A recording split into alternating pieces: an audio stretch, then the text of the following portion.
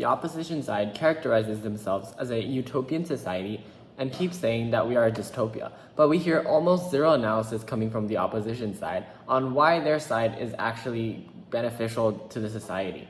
Before moving on to the argument extension, I'll first give two main rebuttals. Firstly, they talked about how the incentive is not that important, but about the action behind. Just like if someone claims for murder, they shouldn't be sentenced to death, and it's also unfair for the victims. I have three responses to this. First of all, we don't say that people do take that, like what people say, we do take that very seriously. Just like the Enzo's son in the United States coming from Taiwan, who he just claimed that he was going to bring a gun to school, but he was arrested later by the FBI and had a lot of problems, as we can all see on social media. It's a very important social media. It was reported a lot on social media back then.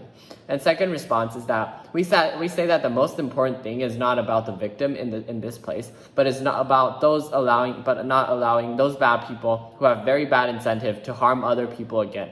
Therefore, we should also jail them and make sure that the rest of the society doesn't get harmed. We say that the rest of the society and the next victim is more important than an individual victim, because they are probably going to be harmed in the future, and that harm can be very, very significant to them, probably getting killed. And maybe the victim, the original victim, may feel bad, but we say that saving the rest of society and the other victim is more important than the feelings of the original victim. So third response is that there's always unfairness for victims anyways, just like if a serial killer just is sentenced to death for having a school massacre and killing 100 children. Another person is also sentenced to death for only killing one person.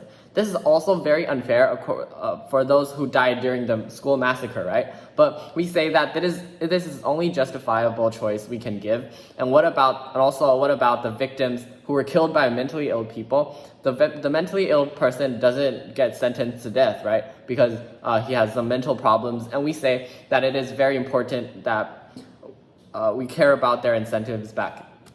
And second rebuttal is that they talked about how people would choose to murder because they know that they will be sentenced anyways. Also, three responses to this. First of all, we say this is not likely to happen because if they want to commit the crime in the first place, they'll already have the plan that is going to kill the victim anyways, right? Because if they don't want to really kill the victim, then why do they want to attempt the murder in the first place? Therefore, we don't see a reason why they would suddenly choose to not execute the plan, and why their side would actually be beneficial and change that perspective, change the ideology of that criminal. Second response is that the problems they talked about that would happen under our side happens on either side of the house, because the process of the crime investigation still stays the same. It would still be the FBI investigating, and there would still be the same police is catching the criminal. So we don't see a reason that why their side would suddenly be a utopia and our side is suddenly a dystopia. So they never explain why their side would make any difference. Third response is that under our side of the house, we will still rehabilitate the people who have very bad incentives, and we will be able to rehabilitate even more people under our side, because since we capture all of the people who have bad incentives because they attempted that murder and they're sentenced to jail, right? But under their side, people who actually commit the crime are going back to the society and they're not rehabilitated anyways. So under our side of the house, we will have more rehabilitation for those criminals who attempted murder and have very bad incentives and are inherently a bad person. We'll probably be able to change those people under our side, and that's much more probable under our side of the house too. So third argument today I'm going to bring up is about why we better security for the public. 3 layers of analysis. First, when a crime occurs somewhere, it will often be on social media if it is very devastating. However, if that individual is not sentenced to a crime, like social media wouldn't have the incentive to tell about it because people don't really care about it.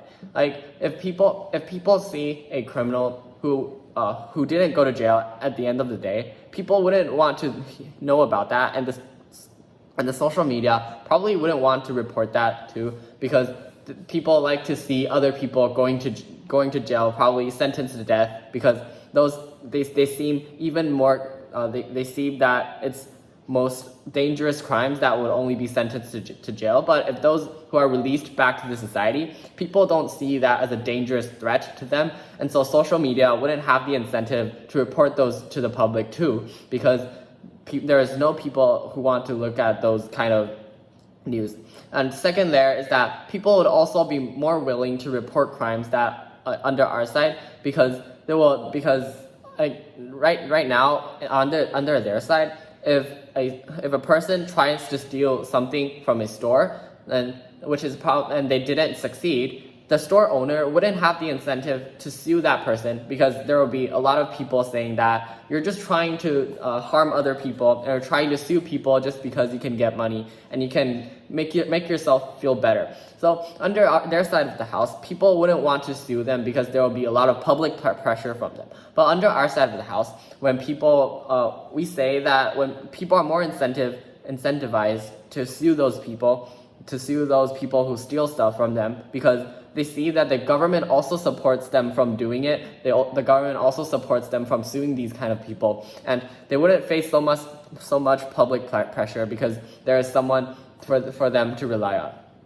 And so third there is under our side of the house, where people see a lot of crimes on social media, people will be more conscious when alone, or when they're alone walking on the street. So therefore, the public security will also be better because people change their ideology and make sure that probably when they're walking on the streets, they make sure that there's someone accompany with them. So a rapist or a criminal just wouldn't just walk onto them and start committing the crime to them, right? So we say that it would actually benefit the security under our side, because which doesn't require polices or private securities, because people change their own ideology, and that can decrease the crime rate from happening and the criminal from actually succeeding. That's why I'm so proud to propose the motion.